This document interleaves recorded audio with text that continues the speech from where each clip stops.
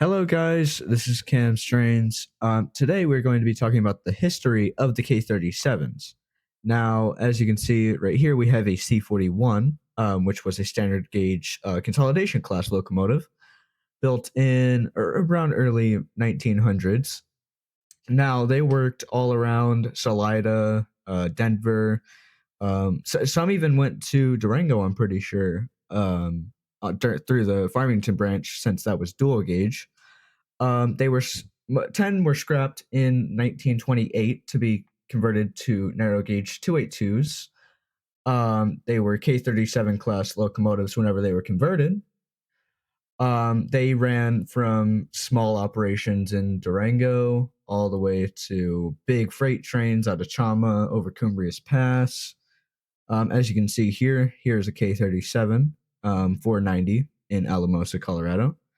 There's lots of fun little pictures through here talking about, or not talking about the history, but showing history of how these K-37s went to be.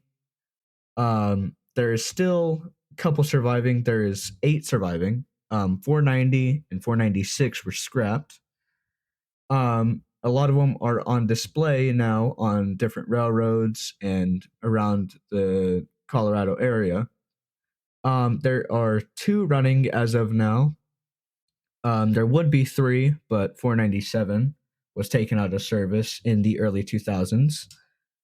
492 at the Cumbrious and Toltec is currently getting restored to operating conditions. While that one is getting restored, we have 493 and 491 running, 493 for the Durango and Silverton, and 491 for the Colorado Railroad Museum.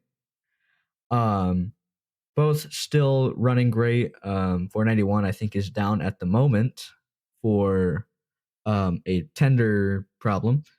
493 still running strong, is running today, actually. So yeah, just enjoy these pictures, and I will talk a little bit of history whenever I get to it later in the video.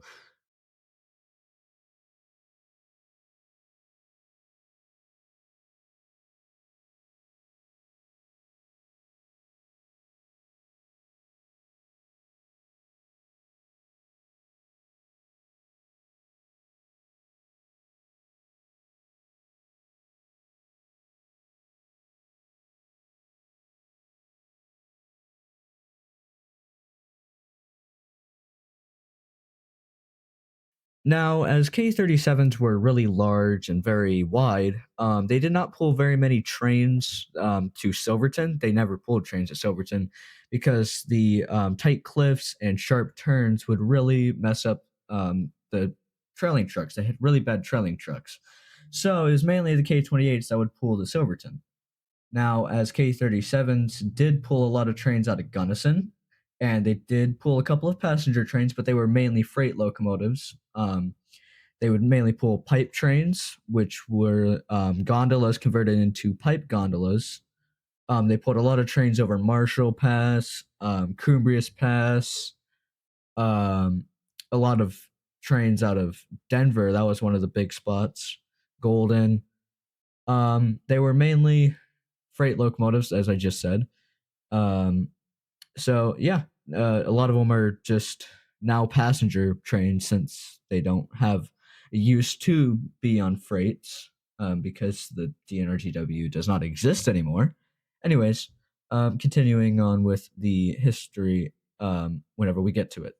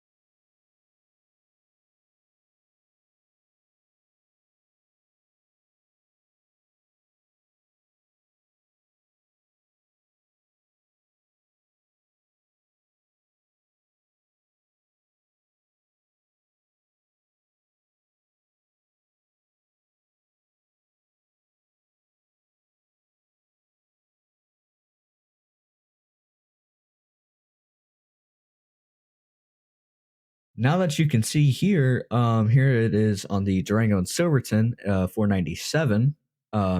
This was before we had traded 497 for 482 on the Cumbrius and Toltec.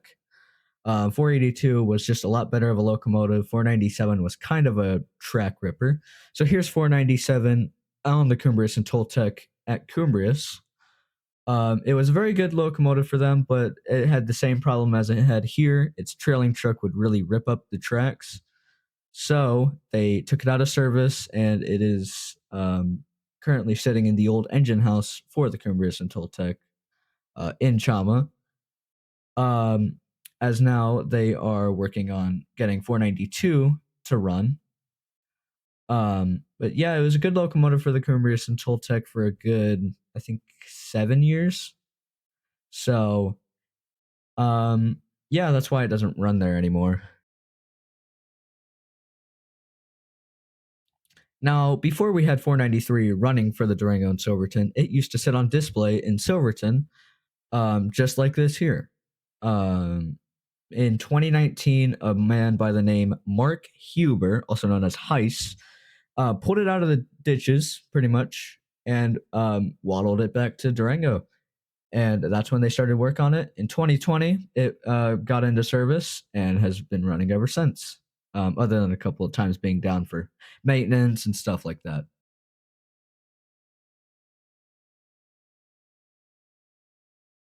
Now, the locomotives that are on display are 494 in Antonito. It's on display, static display. 495, also in Antonito, on static display. 498 isn't really on display. It's more of just sitting there in the yard. And 499 at the Royal Gorge. Thank you guys so much for watching.